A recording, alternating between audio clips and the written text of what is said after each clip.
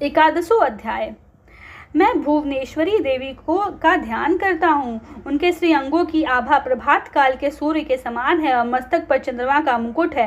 वे उभरे हुए स्तनों और 3 नेत्रों से युक्त है। उनके मुख पर मुस्कान की छटा छाई रहती है और हाथों में वरद, अंकुश, पास एवं अभय मुद्रा शोभा पाते हैं। ऋषि कहते हैं, देवी द्वारा वहाँ महादैत्यपति शुंभ के मारे जाने पर इंद्र आदि देवता अग्नि को आगे करके उन कात्यायनी देवी की स्तुति करने लगे। उस समय अभीष्ट की प्राप्ति होने से उनके मुख कमल दमक उठे और उनके प्रकाश से दिशाएं भी जगमगा उठी। देवता बोले, शरणागत की पीड़ा दूर करने वाली देवी हम पर प्रसन्न हो। संपूर्ण जगत की माता प्रसन्न हो।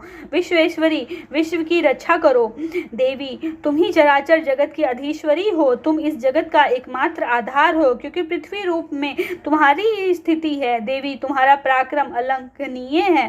तुम ही जल रूप में स्थित होकर संपूर्ण जगत को तृप्त करती हो। तुम अनंत बल संपन्न वैष्णवी शक्ति हो। इस विश्व की कारणभूता परा माया हो। देवी, तुमने इस समस्त जगत को मोहित कर रखा है। तुम ही प्रसन्न होने पर इस पृथ्वी पर मोक्ष की प्राप्ति कराती हो।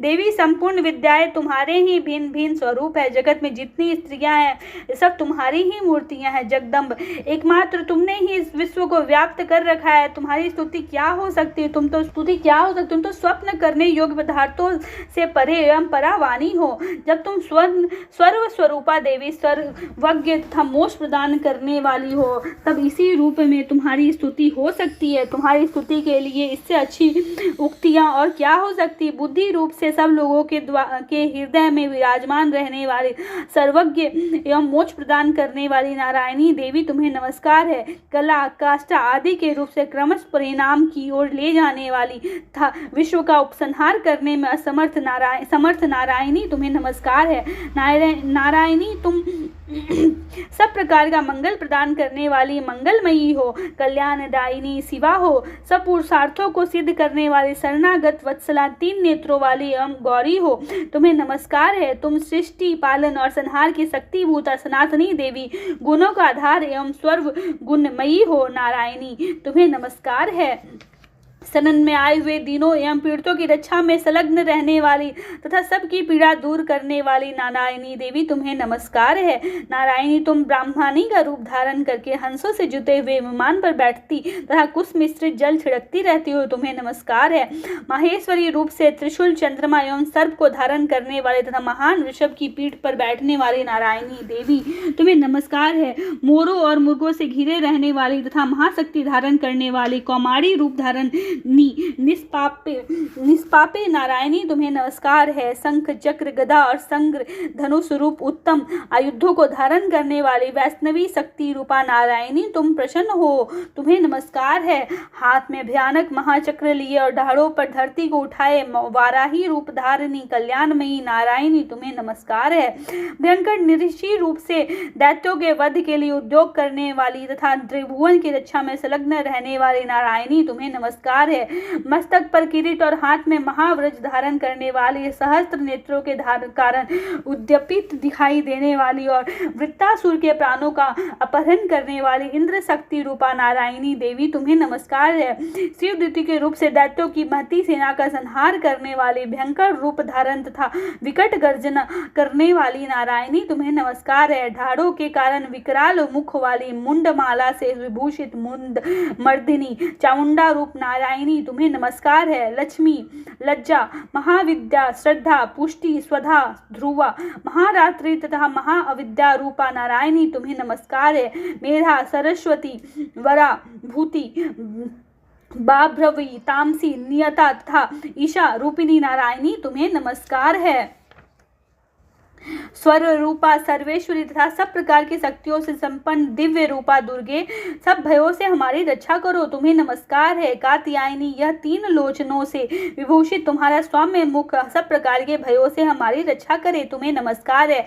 भद्रकाली, ज्वालाओं के कारण विकराल प्रतीत होने वाला, अत्यंत भयंकर और समस्त असुरों का संहार करने वाला तुम्हारा त्रिशूल भय से हमें बचाए, तुम्हें नमस्कार है। देवी, जो अपनी ध्वनि से संपूर्ण जगत को व्याप्त करके के दैत्यों के तेज नष्ट किए देता है। वह तुम्हारा घंटा हम लोगों की पापों से उसकी उसी प्रकार रक्षा करे जैसा माता अपने पुत्रों की बुरे कर्मों से रक्षा करती है। चंडिके, तुम्हारे सुशोभित खड्ग जो असुरों के रक्त और चर्बी से चर्चित हमारा मंगल करे। हम तुम्हें नमस्कार करते हैं। देवी, तुम प्रसन्न होने पर सब रोगों का नष्ट कर देती हो और कुपित होने पर मनोवांछित सभी कामनाओं को नाश कर देती हो। जो लोग तुम्हारी शरण में जा चुके हैं उन पर विपत्ति तो आती ही नहीं। तुम्हारी शरण में गए हुए मनुष्य दूसरों को शरण देने वाले हो जाते हैं। देवी अंबिके, तुमने अपने स्वरूप को अपने अनेक भागों में विभक्त करके नाना प्रकार के रूपों से जो इस समय इन धर्मद्रोही महादैत्यों का संहार किया है वह सब दूसरी कौन कर सकती है।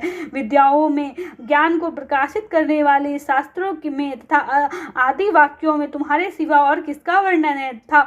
तुमको छोड़कर दूसरी कौन ऐसी शक्ति है जो विश्व को अज्ञान में अंधकार से परिपूर्ण ममता रूढ़ी गड्ढे में निरंतर भटका रही होती है।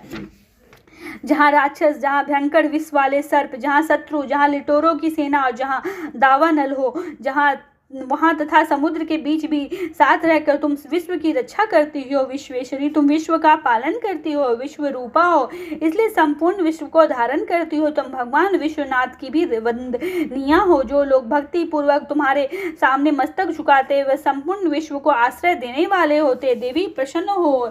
जैसा तुम इस समय असुरों का वध करके तुम शीघ्र ही हमारी रक्षा की हो, उसी प्रकार सदा हमें शत्रुओं के भय से बचाओ। संपूर्ण जगत का पाप नष्ट कर दो और उत्पात एवं पापों के फल स्वरूप प्राप्त होने वाले महामारी आदि बड़े बड़े उपद्रवों को शीघ्र दूर करो। विश्व की पीड़ा दूर करने वाली देवी, हम तुम्हारे चरणों पर पड़े हुए हैं, हम पर प्रसन्न हो। त्रिलोक निवासियों की पूजनीय परमेश्वरी, सब लोगों को वरदान दो। देवी बोली, देवताओं, मैं वर देने को तैयार हूँ। तुम्हारे मन में जिसकी इच्छा हो वह वर मांग लो।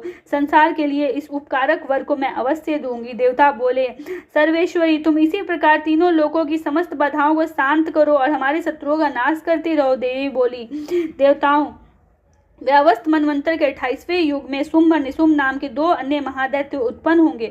तब मैं नंद गोप के घर में उनकी पत्नी यशोदा के गर्भ से अवतीर्ण हो विंध्याचल में जाकर रहूंगी और उन उक्त दोनों असुरों का नाश करूंगी। फिर अत्यंत भयंकर रूप से पृथ्वी पर अवतार ले मैं व्याप्रचित नाम वाले दानवों का वध करूंगी। उनके भयंकर महादैत्यों का भजन करते समय मेरे दांत अनार के फूल की भांति लाल हो जाएंगे। तब स्वर्ग में देवता और मृत्यु लोक में मनुष्य सदा मेरी स्तुति करते हुए मुझे रक्त दंतिका कहेंगे। फिर जब पृथ्वी पर 100 वर्षों के लिए वर्षा रुक जाएगी और पानी का भाव हो जाएगा, तब उस समय मुनियों के स्वत्वन करने पर मैं पृथ्वी पर अयोनिजा रूप में प्रकट होऊंगी और 100 नेत्रों से मुनियों को देखूंगी। अतः मनुष्य शताक्षी इस नाम से मेरा कीर्तन करेंगे। देवताओं, उस समय मैं अपने शरीर से उत्पन्न हुए शाकों द्वारा समस्त संसार का भरण पोषण करूंगी। जब तक वर्षा नहीं होगी तब तक वे शाक ही सबके प्राणों की रक्षा करेंगे। ऐसा करने के कारण पृथ्वी पर शाकंभरी के नाम से मेरी ख्याति होगी। उसी अवतार में मैं दुर्गम नामक महादैत्य का वध भी करूंगी। इससे मेरा नाम दुर्गा देवी के रूप से प्रसिद्ध होगा। फिर मैं भीम रूप धारण करके मुनियों की रक्षा के लिए हिमालय पर रचने वाले राक्षसों का भजन करूंगी। उस समय सब मुनि भक्ति से नतमस्तक होकर मेरी स्तुति करेंगे। तब मेरा नाम भीमा देवी के रूप में विख्यात होगा। जब अरुण नामक दैत्य तीनों लोकों में भारी उपद्रव मचाएगा, तब मैं तीनों लोकों का हित करने के लिए 6 पैरों वाले असंख्य भ्रमरों का रूप धारण करके उस महादैत्य का वध करूंगी। उस समय सब लोग भ्रामरी के नाम से चारों ओर मेरी स्तुति करेंगे। इस प्रकार जब संसार में दानव बाधा उपस्थित होगी, तब अवतार लेकर मैं शत्रुओं का नाश करूंगी।